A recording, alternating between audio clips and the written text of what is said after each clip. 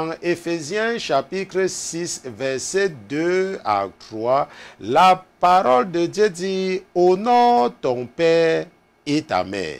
C'est le premier commandement qui est une promesse, afin que tu sois heureux et que tu vives longtemps sur la terre. La parole de Dieu dit « Honore ton père et ta mère ». La parole de Dieu dit que afin que tu vives longtemps sur la terre. Ce que nous devons comprendre, c'est que la Bible nous dit que le premier commandement, n'est-ce pas, c'est tu aimeras Dieu de tout ton cœur. N'est-ce pas? Lorsqu'on a demandé à Jésus quel est le plus grand de tous les commandements, Jésus a dit que tu aimeras l'Éternel ton Dieu de tout ton cœur, de toute ton âme, de toute ta force. Et le deuxième, qui lui est semblable, c'est que tu aimeras ton prochain comme toi-même. Ok, ça c'est la réponse de Jésus. Ok, c'est la réponse de Jésus. Maintenant, mais si tu observes attentivement, c'est vrai que Jésus a dit que le commandement le plus grand, c'est l'amour de Dieu.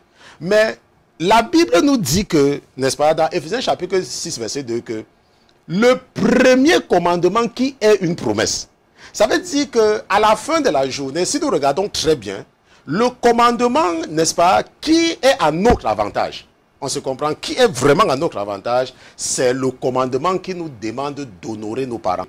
Maintenant, ce qu'il faut comprendre, c'est que lorsque tu étais un enfant, ta mère ne croyait pas en Jésus. On se comprend? Quand tu étais bébé, ton père ne croyait pas en Jésus. Donc, je ne sais pas ce que Jésus vient chercher dans le fait que tu n'aides pas tes parents. Qu'est-ce que Jésus vient chercher dedans? Parce qu'il y a des gens que les démons ont réussi à rendre confortables, à négliger leurs parents, en leur faisant croire que, comme leurs parents prient les statuts, comme leurs parents ne partent pas à l'église, il faut les négliger. Parce qu'ils ne sont pas en Christ. Laisse-moi te poser une question. Lorsque tu étais un bébé, ta mère croyait en Jésus. Est-ce que ta mère partait à l'église quand tu étais un enfant? Et est-ce que ça l'a empêché de nettoyer tes fesses? Jésus vient donc chercher quoi là maintenant quand il s'agit de t'occuper de tes parents? Qu'est-ce que Jésus vient chercher dedans? Est-ce que c'est parce qu'elle ne partait pas à l'église qu'elle t'avait abandonné quand tu avais pissé sur toi? Ou bien quand tu avais faim, elle ne donnait pas à manger? Est-ce que Dieu ne savait pas que nous allons avoir les parents qui ne croient pas en Dieu, qui ne croient pas en lui, avant de nous donner ce commandement? Dieu savait que nous devions avoir des parents qui ne vont pas croire en lui, que nous devions avoir les parents qui devaient adorer Marie, que nous devions avoir les parents qui devaient avoir les statues de Jésus. Il savait. Mais il nous a quand même dit que nous devons honorer, n'est-ce pas, nos parents. Et qu'il dit même que c'est le premier commandement. La Bible dit au verset 3 que afin que tu sois heureux et que tu vives longtemps sur la terre. Il faut comprendre que tu n'as aucune obligation envers tes frères ou tes sœurs. Aucune obligation. Il n'y a pas quelque part dans la Bible que la Bible dit que tu dois t'occuper de tes frères et de tes sœurs. Mais la Bible te dit que tu es obligé de t'occuper de tes parents. Tu es obligé de t'occuper de ta mère. Que ta mère croit en Jésus ou qu'elle ne croit pas en Jésus, ça n'a aucune importance. Parce que quand elle ne s'achetait pas les choses, quand elle ne dormait pas la nuit, parce que tu n'arrivais pas à dormir en faisant, n'est-ce pas, les caprices, Jésus n'était pas là. Maintenant, qu'est-ce que Jésus vient chercher là maintenant? Quand il s'agit de s'occuper de tes parents, Jésus vient chercher quoi dedans? Donc, il ne faut pas permettre à l'ennemi d'endurcir ton cœur en te faisant croire que, oh, comme ta mère n'a pas accepté Jésus, tu peux la négliger. Laisse-moi te dire, ce n'est pas vrai. Parce que la Bible ne te dit pas que occupe-toi de tes parents qui croient en Jésus. La Bible dit que honore ton père et ta mère. Ça veut dire quoi, honorer tes parents? Honorer tes parents, ça veut dire que tu veux que ton père et tu veux que ta mère, n'est-ce pas, puisse se vanter devant ses camarades. On se comprend? C'est ça, honorer tes parents. Tu veux que ta mère puisse se vanter devant ses amis. Tu veux que ton père puisse avoir un langage pour se vanter. Ça veut dire quoi? Ça veut dire que si tu es par exemple en Europe, tu dois faire le plaisir à tes parents de les faire venir en Europe au moins une fois. Comme ça, au moins, ça va aussi leur donner une certaine fierté de pouvoir faire gonfler les épaules devant leurs amis en Afrique.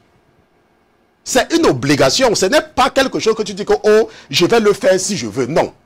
Tu dois, c'est ça qui veut dire honorer. Honorer quelqu'un, c'est quoi? Honorer quelqu'un, c'est donner l'honneur.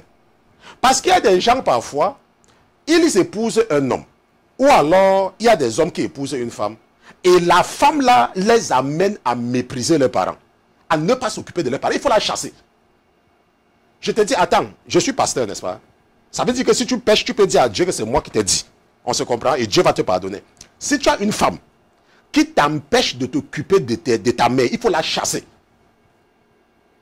Et quand tu la chasses comme ça, tu pars prier, tu dis à Dieu que c'est le pasteur Christian qui t'a dit de faire ça. Parce que c'est ta mère qui s'est occupée de toi. C'est ton père qui s'est occupé de toi. Quand tu étais rien. Ce sont tes parents qui ont investi sur toi. Ce n'est pas cette femme-là. Cette femme-là, tu l'as vue quand tu étais déjà quelqu'un. Quand tu étais déjà grand. Et aujourd'hui, les gens qui ont souffert, qui n'ont pas dormi, qui n'ont pas pu économiser parce qu'il fallait payer tes remèdes, aujourd'hui, à cause de cet homme, à cause de cette femme, tu les abandonnes. Ça, c'est la méchanceté. Et si tu veux chasser la femme là, tu pars dans ta chambre, tu te mets à genoux, tu dis, mon Dieu, c'est ton serviteur qui m'a dit ça. Ok, il ne faut jamais permettre à ton partenaire de te faire mépriser tes parents. Jamais. On se comprend? La Bible dit que tu dois honorer tes parents. Que ton père croit en Jésus, qui ne croit pas en Jésus, la Bible ne te dit pas que tu dois t'occuper de ton père qui croit en Jésus. Est-ce qu'on comprend? Donc c'est très important de comprendre cela et d'arrêter, n'est-ce pas, que l'ennemi, je ne sais pas combien de temps tu n'as pas parlé avec ton père, n'est-ce pas? Si tu es le genre là où tu n'as pas parlé à ta mère, s'il te plaît, prends l'habitude d'appeler tes parents. Parce que ta bénédiction se trouve dans la relation que tu as avec eux. C'est là que se trouve ta bénédiction. Est-ce que tu me comprends? Ta bénédiction se trouve là-bas. Ta santé se trouve là-bas. Si tu veux essayer, tu vas me dire, la maladie qui te dérange là, rentre en contact avec tes parents, commence à les appeler, commence à les envoyer l'argent, tu vas voir comment ta vie va changer. Oh, ils ne croient pas en Jésus. Oh, pasteur Christian, ma mère va au village, ça fait quoi? Quand tu étais bébé, elle ne partait pas au village. Tu es mort. Attends, tu es mort. Elle partait au village, non? Et parce qu'elle partait au village, elle ne s'est pas occupée de toi. Elle t'a abandonné dans la poubelle. Pour que tu crois aujourd'hui que parce qu'elle part au village et que toi tu pars à l'église, tu dois l'abandonner. Même si elle part au village, tu dois toujours t'occuper d'elle. Est-ce qu'on se comprend? La Bible dit, honore ton père et ta mère. Et la Bible dit qu'afin que tu sois heureux et que tu vives longtemps sur la terre. C'est pour ça que nous voyons beaucoup de jeunes aujourd'hui mourir. Maintenant, nous allons donc retourner dans le passage principal. C'était important, n'est-ce pas?